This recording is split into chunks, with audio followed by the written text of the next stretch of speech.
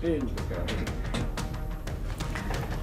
Birthday CNBC आवाज और 18 साल पूरे होने पर ढेर सारी शुभकामनाएं और बहुत सारी शुभकामनाएं हमारे व्यूअर्स को भी जिन्होंने 18 साल सीएनबीसी आवाज का साथ दिया, भरोसा जताया और उम्मीद करते हैं कि ये साथ आगे भी यूं ही बना रहेगा सीएनबीसी आवाज और उनके दर्शकों के बीच में। तो सीएनबीसी आवाज के 18 वर्ष पूरे हुए और अब सीएनबीसी आवाज अडल्टहुड में आ चुका है। तो ढेर सारी शुभकामनाएं सीएनबीसी आवाज को, हमको, पूरी टीम को और हमारे व्यूअर्स को भी। और इसी के साथ आवाज समाचार की शुरुआत करते हैं। सबसे पहले देख लेते हैं हेडलाइंस। बाजार शानदार रिकवरी के साथ बढ़त पर बंद, आईटी ऑटो रियल्टी इंडेक्स में तेजी, सेंसेक्स 300 निफ्टी 100 अंक चढ़कर बंद हुआ। बजट सत्र की तैयारी शुरू, 1 फरवरी को पेश होगा बजट, 6 अप्रैल तक चलेगा सेशन, पीएम मोदी ने की इकोनॉमिस्ट के साथ चर्चा। उत्तराखंड के जोशीमठ में जर्जर इमारतों को गिराने का काम जारी, तोड़ने से पहले होटल से निकाले जा रहे हैं सामान, पूरी प्रक्रिया में लग सकता है हफ्ते भर से ज्यादा का वक्त। आज से हॉकी वर्ल्ड कप का आगाज, ओडिशा के भुवनेश्वर और राउरकेला में होंगे मैच, चैंपियन बनने के लिए स्पेन से आज भारत का पहला मुकाबला। जेडीयू के पूर्व अध्यक्ष शरद यादव का 75 साल की उम्र में निधन, अमित शाह और जेपी नड्डा ने घर पहुंचकर दी श्रद्धांजलि, राष्ट्रपति और प्रधानमंत्री ने भी निधन पर जताया दुख।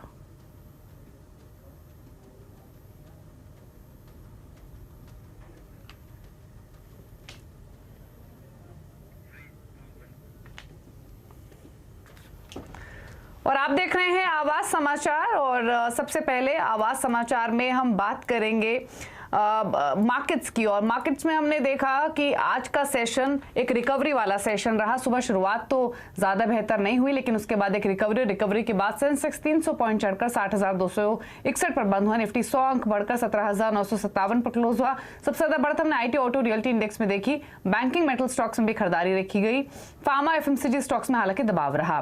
तमाम बड़े एक्सपर्ट से हमने बातचीत की। मार्सलिस इन्वेस्टमेंट मैनेजर्स के फाउंडर सौरभ मुखर्जी का कहना है कि आईटी कंपनियों ने बेहतर गाइडेंस दिया है, जिसकी वजह से उन्होंने निवेशकों को आईटी सेक्टर में लगातार निवेश करने की सलाह दी है।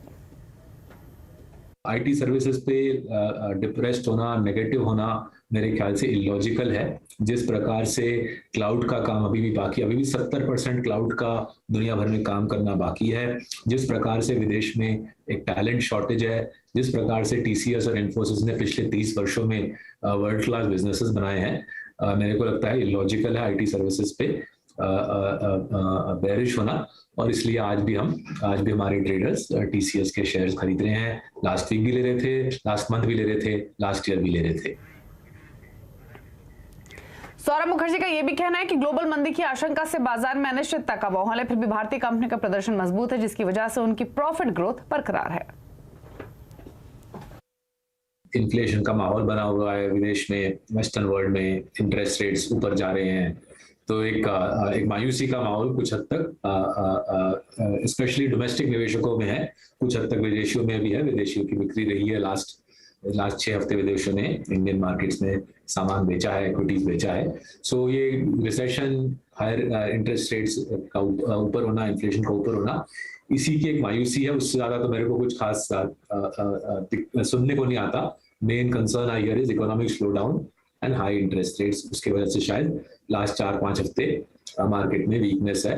बट एज यू सेड, हम इतना ज्यादा इस पे दिमाग नहीं लगाते, हम अपने कंपनीज के ऑपरेटिंग परफॉर्मेंस पे, इकोनॉमी के ऑपरेटिंग परफॉर्मेंस पे फोकस करते हैं।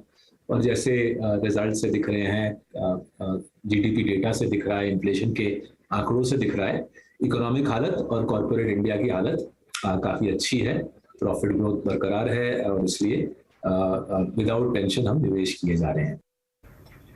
और हीलियोस कैपिटल के समीर अरोड़ा ने कहा है कि आईटी सेक्टर में निवेश से पहले वो कंपनियों की नई गाइडेंस को देखेंगे। उन्होंने हाल ही में लैंडमार्क और पेटीएम में निवेश किया है। सीएनबीसी आवाज को 18 साल के होने की शुभ अवसर पर उन्होंने शुभकामनाएं भी दी। अगर आप 18 साल के हो गए हैं तो अब आप बड़े हो गए हैं, तो अब आप और सीरियस इन्वेस्टिंग करें। अभी तक तो छोटी मोटी इन्वेस्टिंग कर रहे होंगे, सीख रहे होंगे, लेकिन अब बड़े होने से मतलब है कि लॉन्ग टर्म का। मैंने लास्ट मंथ पेटीएम खरीदा, फिर हमने 2 आईपीओस खरीदे, हमने लैंडमार्क खरीदा, फिर हमने फ्यूजन खरीदा। अभी हम तो दोनों पे भरोसा करें, तो ऐसे हमने 2-2% करके 4-5 नए स्टॉक्स खरीदे हैं। और यूएस यूरोप के मुकाबले भारत में महंगाई ज्यादा नहीं बढ़ी है। महंगाई बढ़ने के बावजूद नए घर खरीदारों में कमी नहीं आएगी और घरों की मांग आगे भी बेहतर रहेगी। सीएनबीसी आवास के 18वीं सालगिरह के मौके पर एचडीएफसी के वीसीओ ओके की मिस्त्री ने कहा कि मौजूदा स्तर से और 0.35% तक दरें बढ़ेंगी, लेकिन इसका होम लोन की डिमांड पर ज्यादा असर नहीं पड़ेगा।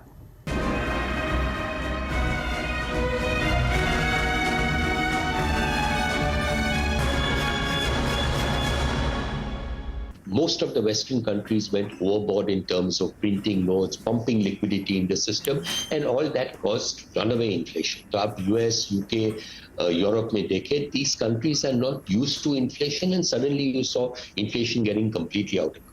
इंडिया में हमने बहुत अच्छी तरह से हैंडल किया. Inflation never went out of control. Yes, tightening is happened, but tightening is happened from a very very low level of interest rates. जो हमने कोविड टाइम में interest rates में low आ गए थे और उस low base से rates are going up. So you are saying कि tightening is there, but yes, tightening is there from an extremely low base. कुछ लोगों के लिए अफोर्डेबिलिटी पर इम्पैक्ट आया, कुछ लोगों के लिए डिमांड जो शायद अब थी वो थोड़ी सी टल गई है कि मुझे नहीं लगता कि 6.5 में अगर मुझे लोन मिल रहा था तो मैं 8.5-9% के आसपास क्यों लूं। क्या ये अफोर्डेबिलिटी और ये डिमांड थोड़े समय के लिए मार्केट से बाहर निकल सकती है या फिर रहेगी, बट उतनी पीक पर नहीं रहेगी जितना शायद हमने 2021-22 में देखा था? पहले तो 21 में जो डिमांड थी, शुरू में जो डिमांड थी, वो थोड़ी बहुत पेंट अप डिमांड थी. वो पेंट अप डिमांड तो अभी सिस्टम से निकल गई. For the last several months, I think the last 6 months, 8 months, the demand has been actual demand for newer and newer, and it's no longer a pent up demand situation. हमने देखी है कि whenever interest rates go up, temporarily for a short period of time, शायद 7 days, 15 days, थोड़ी बहुत आपको you start seeing that the number of new applications coming down slows down a little bit. But this is a very temporary impact. Housing is a very long-term product, number one, which I explained to you. But more importantly, housing is a product that you need because it's a basic necessity. अगर आपका family को house अच्छा लगा, they like the property, if the property is affordable in the context of your income, and most importantly, if your job stability is strong, and today job stability in India is very good, then you not hesitate buying a house just because interest rates are 1 or 2% higher than what they were 2 years ago when they were, or 1 year ago when they were at their lowest. Because historically 15 साल में ये सब adjust हो जाता है. Rates will go up, rates will go down, and it will all get adjusted. फेड 1-2 और cycles बढ़ा सकता है रेट की, उसी से तालमेल बिठाने के लिए शायद आरबीआई गवर्नर पर भी प्रेशर रहेगा कि अगर ग्लोबल बढ़ रहा है तो हम भी थोड़ा सा बढ़ा के रखें. और ऑफ कोर्स हमारे लिए दूसरा प्रेशर है कि हमें करेंसी को भी संभालना है. कितनी और रेट हाइक्स आपको लग रहा है आती हुई दिखाई दे सकती है, ताकि दर्शक भी प्लान कर ले, अभी घर लेना है या फिर आगे के लिए टालना है?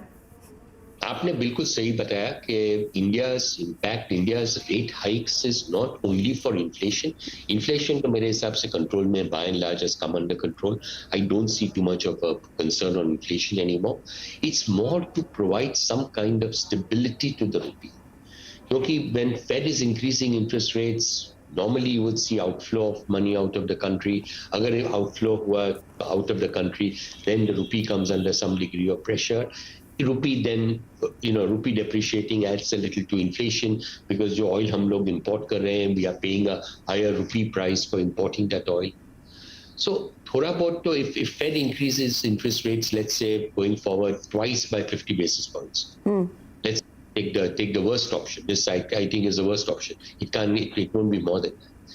Then possibly RBI could look at another 25 basis points hike in interest rates in the course of time. But जो interest rate अगर जो भी बढ़ना था, 90% of the interest rate increase is already factored in today.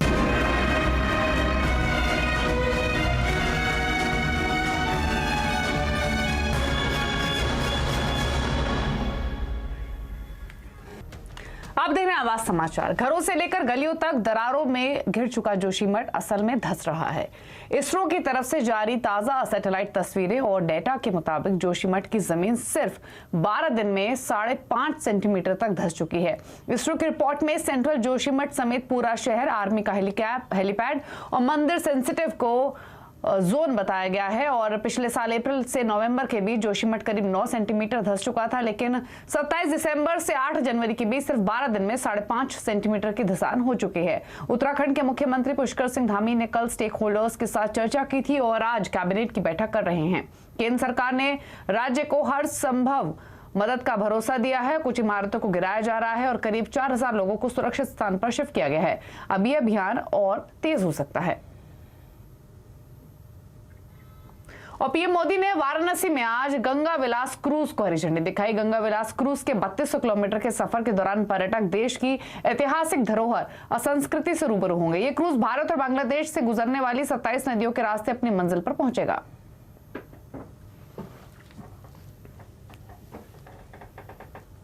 ये cruise यहाँ से शुरू होकर 3200 किलोमीटर की यात्रा यहाँ से तय करने वाला है, जिस दौरान ये 5 राज्यों को कवर करेगा। 27 रिवर सिस्टम बीच में आएंगे जिससे होकर ये गुजरेगा। इसके अलावा 7 छोटी बड़ी नदियों से भी होकर गुजरेगा ये रिवर क्रूज और ये चल रहा है।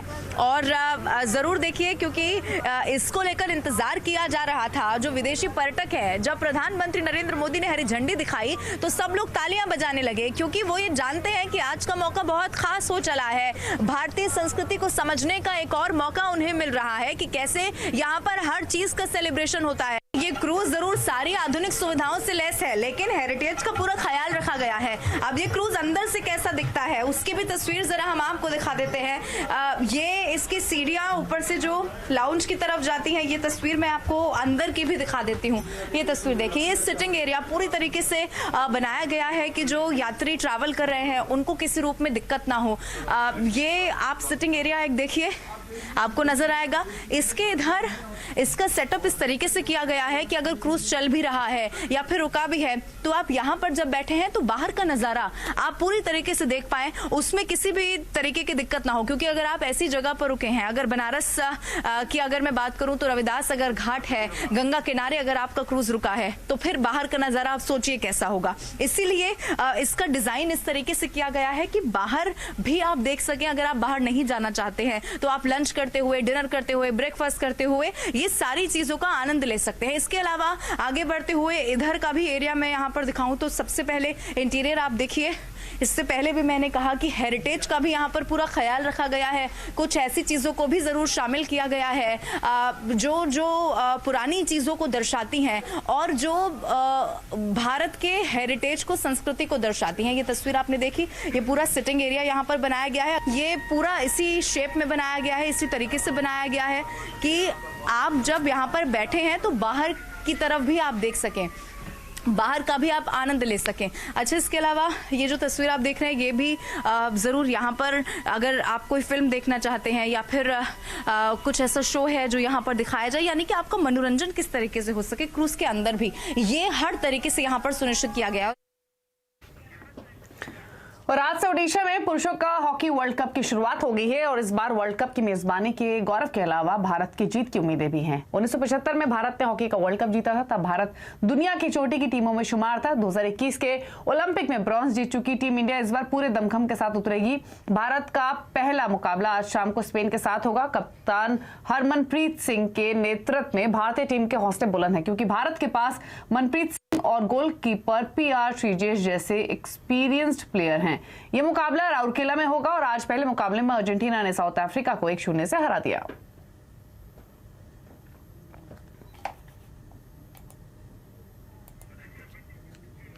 और महाराष्ट्र के रेरा अथॉरिटी ने नियमों की अनदेखी के लिए 2000 बिल्डर्स को नोटिस दिया है और 16000 और नोटिस जारी किए जाएंगे।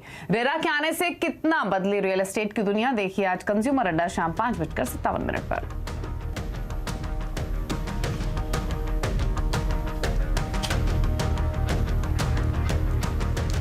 और इसी के साथ इस बुलेटिन में इतना ही। नमस्कार।